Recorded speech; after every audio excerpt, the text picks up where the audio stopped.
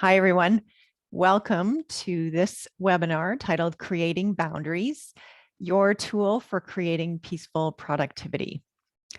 This is, in fact, my favorite tool for creating peaceful productivity.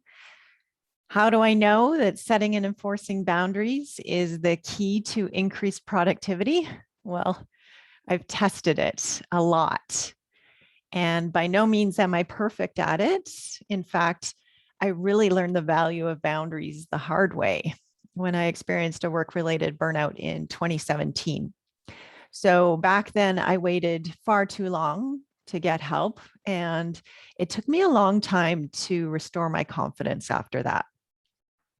So from that time forward, I became much more intentional about what I am going to do.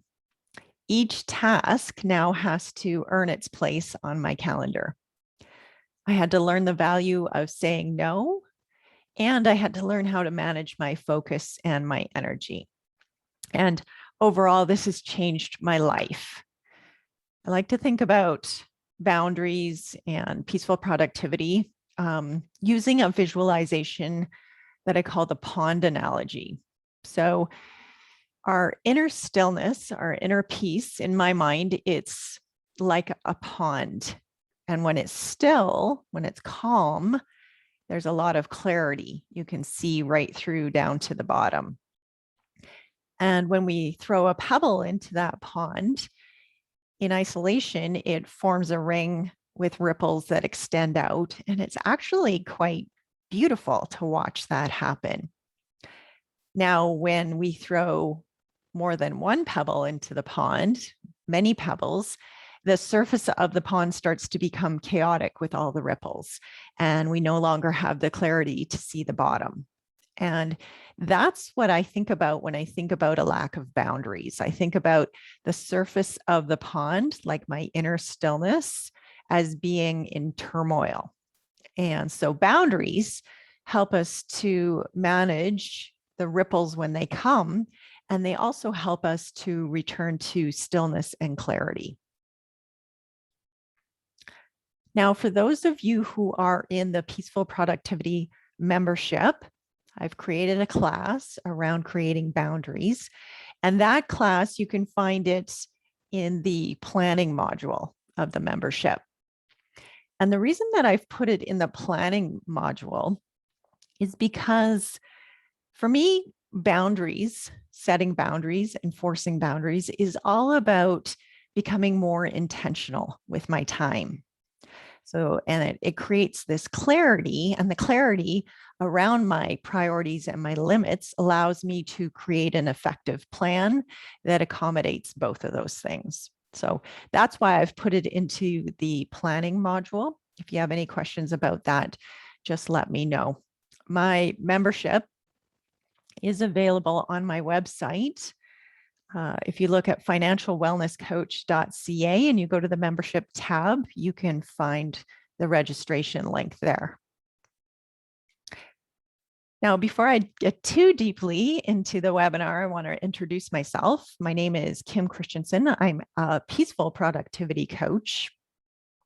I work with my clients who want to take action towards their goals and feel good about it at the same time. So many of the people I meet feel like they're kind of caught in this paradox where they can either continue to pursue the goals that they've set for themselves, or they can create peace for themselves, but they can't create both. So I work with people in creating both, pursuing your goals just for the fun of it and creating that inner peace. I provide my clients with a safe space to explore their own self-awareness, and we'll talk more about that today. The ability to identify blind spots and tools to develop self-compassion. I feel like with these tools, my clients are able to make empowered and informed choices about what serves them best and also the people around them. I'm often amazed at the amount of transformation that's occurred in my life since I discovered coaching. And I can't believe the outcome that I no longer feel anxious about my work. I now look forward to my work. I feel like I'm making a valuable contribution, and I really feel like I'm making a difference. Contrasted to where I was a short time ago when I was experiencing burnout. And to me, it just really highlights and underlines the possibility that's available to all of us through neuroplasticity and changing the neural pathways in our brain, and really our capacity for habit change. So today we're going to talk about 4 things. We're going to talk about why it's necessary to protect your time, how to track your time to identify priorities and boundaries, how to set personal boundaries, and also how to stay accountable to yourself around those boundaries. I like to think about boundaries as guardrails. These guardrails, they indicate when we're approaching a limit. They keep us safe and on track, and they also provide us with the freedom to accelerate and become creative within those parameters without the fear of driving off the side of the road. So I love boundaries. I love guardrails. They give me both protection and they give me freedom. And the reason that I'm presenting this webinar to you today is because I want you to love them as much as I do. Nowadays, when I'm taking on a new task, I like to ask myself a really important question. And that question is this critical right now to the priority goal that I have set? So, for example, if I have a priority around sleep, and then I find myself watching just one more episode of my favorite TV show, it's really clear in that situation that I have interfered with my own boundaries. When I've determined that for myself, the decision making around what those boundaries are and any time management decisions become crystal clear. Another example is a work example. So if completing a report is your number one priority for that moment in time, and a notification pops up, you know that you're going, if you get sucked into email or texting or whatever that notification is, that it's going to interfere with your number one priority. So decision making in those moments is really, really clear. Now, the priorities and the limits are going to be different for everyone. So for myself, I've got things in place around not starting any new work after 4 o'clock in the day, or I'm not taking on any new clients for now, or I'm in bed each night by a certain time frame. So those limits will look different depending on the individual. They're very subjective. However, the fact that there are limits is universal for everyone. Okay. So what does a lack of boundaries look like? If you're experiencing a lack of boundaries, you're likely feeling like cynical, maybe chronically tired and sleep deprived, and you're likely not enjoying some of the things that you used to enjoy. Perhaps you find that it's difficult to focus, your attention wanders, and you're feeling frustrated or anxious for seemingly no reason. Today, if you're finding yourself in that place, I want to offer you a few tips to help you get started in creating boundaries. Now, boundaries are really, really important to protect our time. They can be both very, very rigid, or they can be very porous, I'll call it, where things are slipping through. Rigid means that there's no flexibility whatsoever. And what we're striving for is a happy balance between those two extremes. Because if the lines are too porous, then things are coming through and We might tell ourselves that it's in the name of flexibility, but in fact, it puts us into this place where we start to get really, really reactive. I call it the reactivity trap.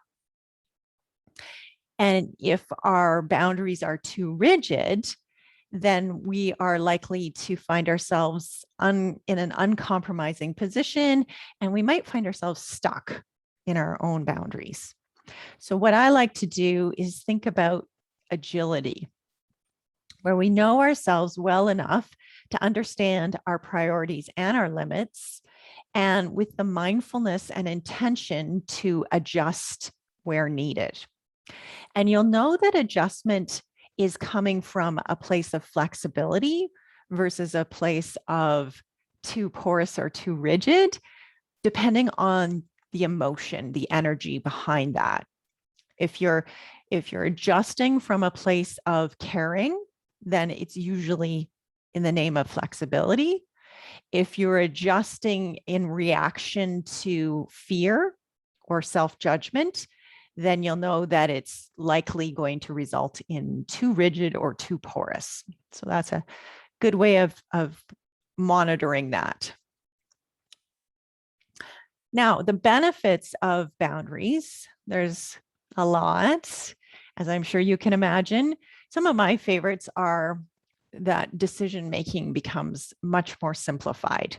I know prior to my burnout, there was a place where everything felt really important and really urgent. And because I didn't have my priorities nor my limits clearly identified to myself, I was constantly in this state of decision making and questioning my own decisions, second guessing myself.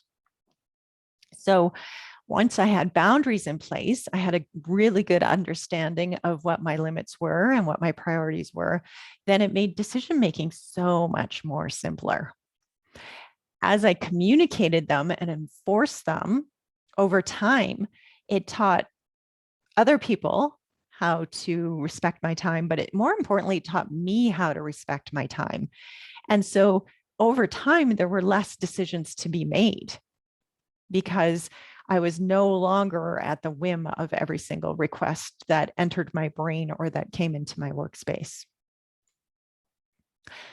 I have a client, an example where she wanted to cut back on the number of hours that she was working, but she was really afraid of doing that. She was afraid for two reasons.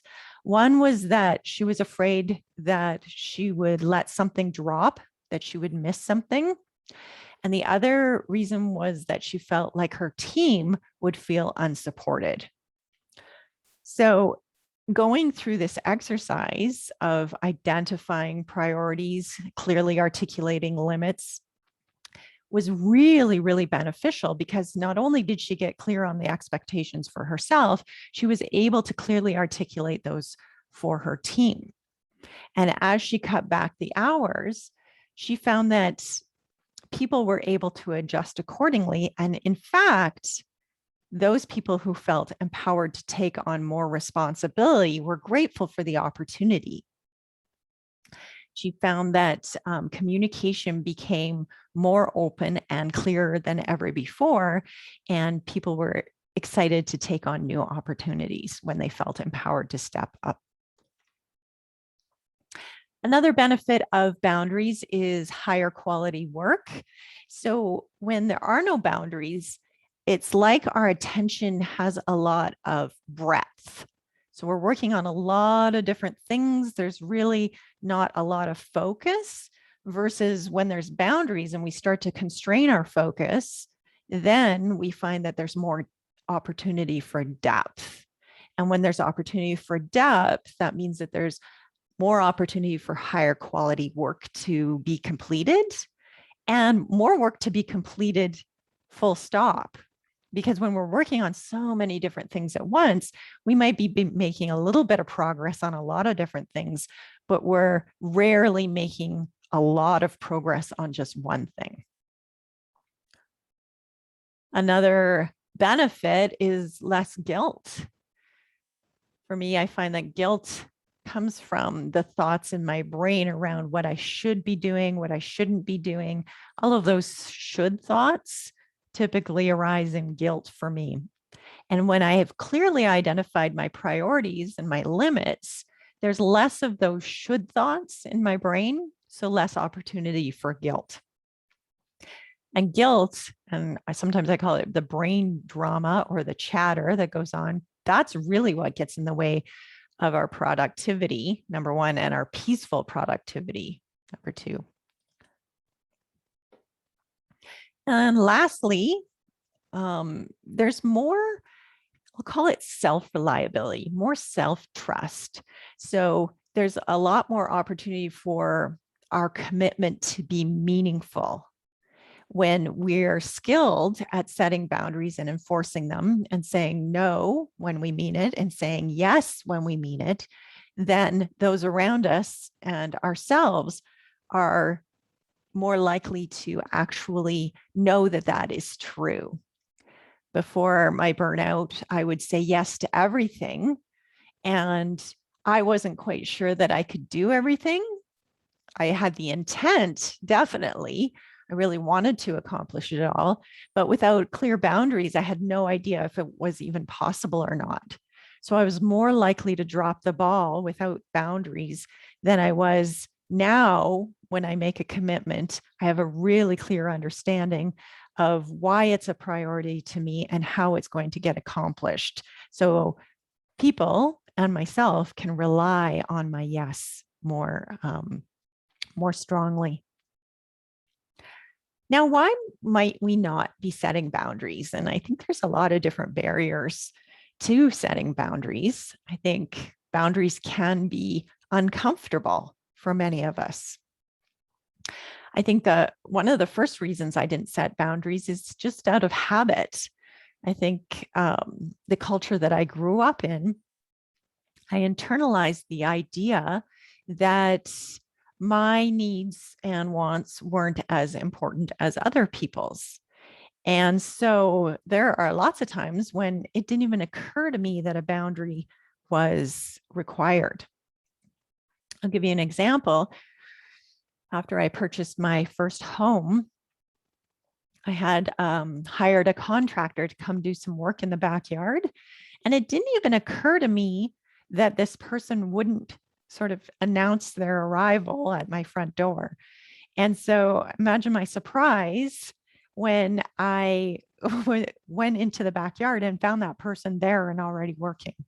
And so I didn't even realize that a boundary was required or expectations needed to be set and communicated until that threshold had been crossed. And that's a great example of a boundary that a physical boundary that had been violated for me. Unintentional, I think that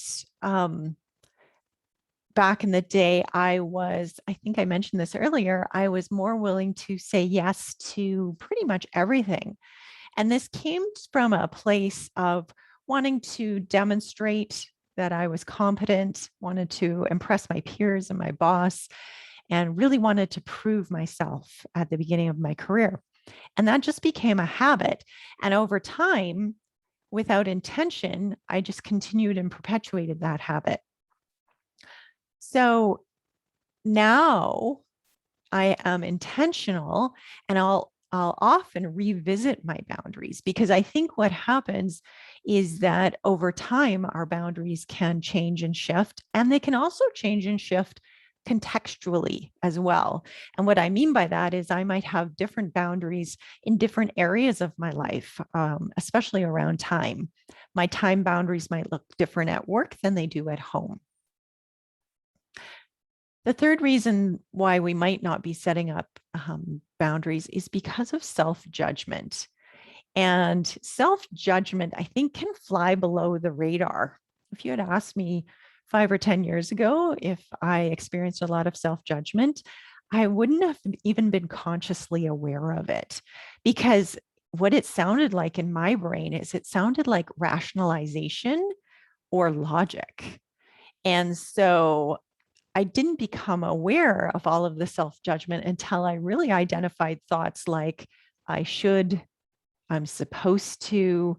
Those types of thoughts that start with those types of things are self-judging thoughts, because how they end is I should be doing something, but I'm not. And that's an opportunity for me to feel bad about myself. And so self-judgment can get in the way of us setting up boundaries because we feel like we want to have some structure, some flexibility around our time. And yet we tell ourselves that we're either not doing something that we should be, or we are doing something that we shouldn't be. And so that guilt comes in and it prevents us from really looking at what it is that we really want. And then last but not least is responsibility. And again, I feel like this was really internalized for me growing up in the culture in which I grew up, in that we were taught to take responsibility for other people's feelings. So even our language around that was, don't hurt your friend's feelings, or you hurt my feelings. And what that taught us growing up is that we were responsible for other people's feelings. And I'll dive a little bit more into this when we're talking about consequences later in the webinar. But really, what I'd like to highlight at this point in time is that it's not our responsibility to manage the feelings of those around us. I think our primary responsibility, the one that serves both us and the people around us, is first taking responsibility for our own feelings. What I like to do is become really skilled at managing my own emotions and my own feelings so that I can demonstrate that to others. It's like that saying, you teach people how to treat you. And the way that I manage all of that is I bring it back to the feelings that I'm feeling and reminding myself that I am responsible for my own feelings. So the vision, what is peaceful productivity? I like to think of peaceful productivity as managing the ripples on the surface of the pond without losing clarity. So it's the assurance of knowing that those ripples are temporary and that you can return to stillness, to that inner peace whenever you want to. In practice, what it looks like is that most days are good days. You're caring about both your work life and your home life. You feel energized by your work. The majority of your day is spent on tasks that you find challenging and interesting. You feel like what you're doing is making a difference and is appreciated. And you feel like there's opportunities to learn and to grow. So how do we create that vision for ourselves? Well, the first thing that we do when we're getting started is we identify both our priorities and our limits. If you're interested in identifying your priorities, a great question to ask yourself is, how do I want to be spending my time? And one way that I like to think about this is, what are those activities that I most naturally enjoy doing, find myself enjoying? And those activities are a great place to start in terms of figuring out what's important to you, what it is that you want. So for me, what I found through this experience, through this journey, is I really, really enjoy writing. And I never knew that before. And now I find all kinds of opportunities to bring writing and self-reflection into my day-to-day. So what are those activities that you're naturally drawn to? And the way that you can start looking at this is you can start reflecting back as recently as yesterday or the past week and thinking about, what were those activities that you did this past week that you enjoyed the most? The next step is we're going to start identifying limits. Again, paying attention to what kinds of activities you experienced last week is really important. But even more importantly is the emotions and feelings that you were experiencing in those moments. The flags that indicate a limit are coming from your emotional guidance system. So, emotions like frustration, resentment, irritation, willpower, fatigue, all of those things are cues that are coming from your internal guidance system to flag where a boundary might be at risk of being violated or might have already been crossed and requires some sort of attention or enforcement. So paying attention to those feelings can really be useful in terms of identifying your limits. I like to recommend that my clients take an emotional journal and write down what they are experiencing for at least a minimum of 24 hours, if not 2 days. Looking back on it with a bit of an objective eye, depersonalizing those emotions can really help you to look at it objectively and understand, okay, where are my limits? Where are my priorities? It can give you a bit of distance around all of that. And it can also help you to make decisions for yourself in terms of what's important to you. The next step is identifying consequences. This is so interesting. And I think this is the biggest misperception around boundaries is that, at least for me, I used to think about boundaries as trying to manage the actions of other people. And what I've learned over time is that it's more about managing my own actions as a consequence.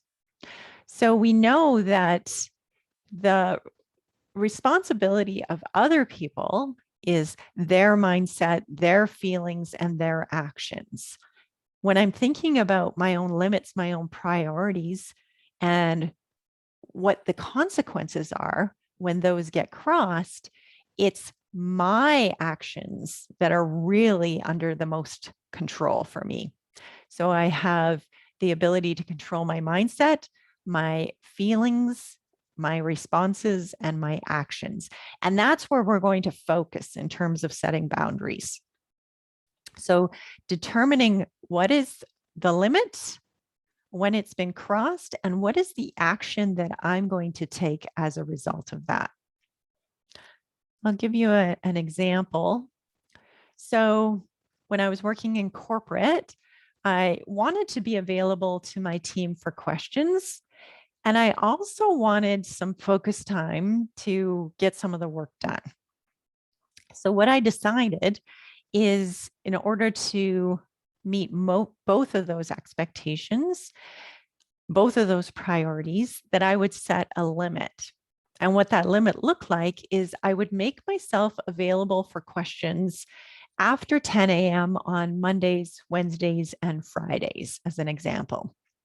I communicated to my team that I would not be available for phone calls, questions before that time.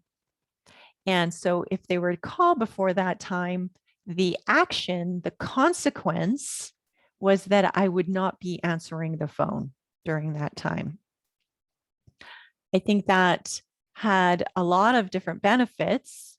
It clearly communicated the expectation and the boundary to my team, and also made it really clear in my head that I would not be answering calls before 10 a.m. on Mondays, Wednesdays, and Fridays. Therefore, my team knew that if they wanted to contact me, they would have to find a time that wasn't before 10 a.m. on Monday, Wednesday, and Friday. It allowed them to plan their schedules and their priorities accordingly. Communication gets clearer as a result of communicating those boundaries, and enforcement becomes so much easier because over time, I received very few calls before 10 a.m. And those ones that were really, really important, I was able to adjust the notifications on my phone to let those ones through that were truly emergencies. This hugely enabled my ability to focus, get things done before 10 a.m., and impacted my overall productivity and my state of mind incredibly. So when it comes to enforcing boundaries, there's a couple things that we can do to help in terms of understanding your why. So this was all around understanding your priorities and why they're important, and also understanding your limits. For me, I know that the later in the day that I work, the less effective I become. And so that's the limit, is setting a boundary around my departure time from work. And I'll also understanding my priority is that I'm also very much invested in creating quality time with my family. So leaving at that point in time serves both my priorities and the needs of my family, as well as protects my limits around how much I'm able to take on and do during a day. Communicating them, it's really, really challenging to enforce a boundary where you haven't communicated it first. And you'll know that this has happened when you have a boundary that has been crossed and you weren't even aware that there was a boundary there, nor was the other person. So once you become aware of it, like my contractor example earlier, now when I hire contractors, I make it clear that I want them to come to the front door before they enter my backyard. So communicating that makes it really, really easy to enforce it later on. Also, I recommend creating a support team, a team of people around you who support you in the boundaries that you set for yourself, and also support you in your right to set boundaries. I think that setting our own boundaries teaches us to respect our own time and what we're capable of, our own limits, but it also teaches us to respect other people's time and boundaries as well. And so there's a very happy harmony, healthy balance there in terms of boundary setting, and more opportunity for connection when both parties are clear on what it is that they're intending to achieve and how they want to be treated. The fourth opportunity for enforcing boundaries is to practice self-compassion. I said right from the beginning that this isn't something that I'm perfect at, nor do I expect to be. It's an ongoing, continuous development. It's a process, it's a practice in terms of discovering new areas that require boundaries. My life changes and evolves, so new priorities emerge. And there's always an opportunity for me to get clearer in my own mind around what it is that I'm expecting of myself and others, and opportunities to communicate that. So throughout that practice, there's going to be missteps, there's going to be misinterpretation, and there's going to be miscommunication. And through it all, the most powerful tool that I can cultivate during that time is my ability to be compassionate with myself. Being compassionate with myself expands my capacity to be compassionate with others. And it just opens up my ability for creativity and growth, rather than the judgment of myself and others that shuts all of that down. And then last, but certainly not least, is managing discomfort. I think this is the number one barrier, at least it was for me when I was thinking about boundaries, is that setting boundaries, enforcing boundaries can be very uncomfortable. It requires us to draw on things like courage, confidence, uncertainty. All of those things don't necessarily feel good. However, They are necessary parts of the growth and the pursuit of our dreams that's required.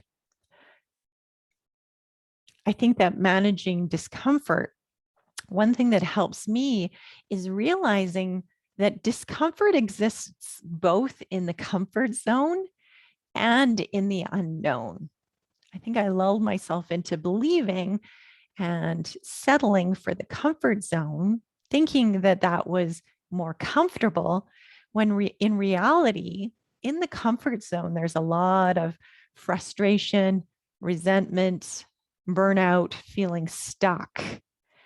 And in the unknown area, like I said earlier, requires some courage, some self-belief, self-compassion, having our own backs, and the ability to process emotions. And all of that for me was very much an unknown. And so sometimes our human brains want to choose the certainty that comes with the comfort zone, even though it's not always comfortable, over the fear of the unknown. And for me, what happened is the pain of the comfort zone started to exceed the fear of the unknown. When I found myself in a place of stressed out and burnout, that became more uncomfortable than exploring and being willing to try new things. So I now see my ability to take action even when I'm uncomfortable. I see that as my superpower. My coach likes to say that discomfort is the currency to your dreams. And the type of discomfort that we're talking about here is the discomfort that is usually around fear of the unknown, rather than the discomfort of frustration, resentment, and burnout. So how do we become more comfortable with discomfort? It's a paradoxical statement. So what can we do to increase our comfortability? One thing that I think has been most useful for me is just practice. So I ask myself every single day, what's one thing that is going to make me uncomfortable today? I like to challenge myself in a safe environment. So I'll put out, in the beginning, it was just putting posts onto social media around my business. That felt very uncomfortable for me. Now it's not comfortable at all, or uncomfortable at all. Same with creating these webinars. Back in the day, it would have been something that required a lot of courage, confidence, and patience. And now I'm putting out webinars once a week, and they become very comfortable for me. So the more I practice around living in my uncomfortable zone, the more comfortable it becomes. Resilience. I'm going to be doing a webinar about resilience next. And I see resilience as being a belief in ourselves, specifically a belief in our ability to be comfortable with discomfort. And one way that I think is really useful in terms of building the resilience muscle is finding examples from your past that demonstrate that you are able to handle discomfort with success. Not only can you survive, but you thrive. And the more you intentionally set your mind, your brain to finding those examples, the more that will appear for you. And so it's a great exercise to do on the regular when you start to feel yourself slipping into the sort of despair or frustration or resentment. When you get into that place, you can remind yourself with examples from your own past that demonstrate that you've got your own back, that you are resilient, that you can recover, that you can return to that inner peace on the stillness of the surface of the pond, so to speak.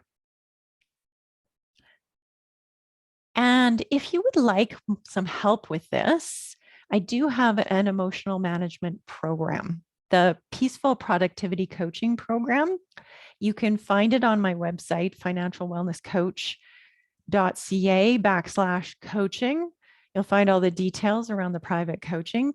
And the main pillar of this program is around becoming more comfortable with discomfort, building our resilience and our self-confidence.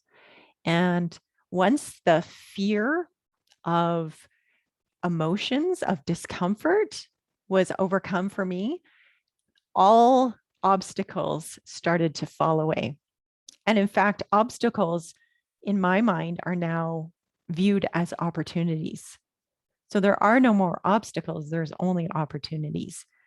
And it might sound like a bit of a Jedi mind trick, and it is, in fact, but it all came from this self-confidence, this knowledge that the emotions that came about as a result of all of the circumstances going on in my life could be managed by myself. So in summary, if you're interested in exploring and creating boundaries, especially around your time, there's 4 things that you can do to get you started. The first is identifying your priorities. The second is identifying consequences or the actions that you're going to take when you notice that a limit has been exceeded. Communicating your expectations and managing the discomfort that comes along with enforcing those boundaries. If you would like any information on any of this, I would love to connect with you. I would love to hear your success stories with setting boundaries, and I'd love to hear more about your experience. Check out my website, financialwellnesscoach.ca, for opportunities to connect. And I might even feature you in an upcoming post or a podcast episode. I want to offer that creating boundaries for yourself and saying no, it takes a bit of time to get used to. And it might be easy and tempting to slip into our old ways of people pleasing and saying yes to everything. But I really urge you to stick with it. It's going to make such a difference to your well-being, your happiness, and your opportunity for peaceful productivity. Thanks for watching, everyone, and good luck. Take care.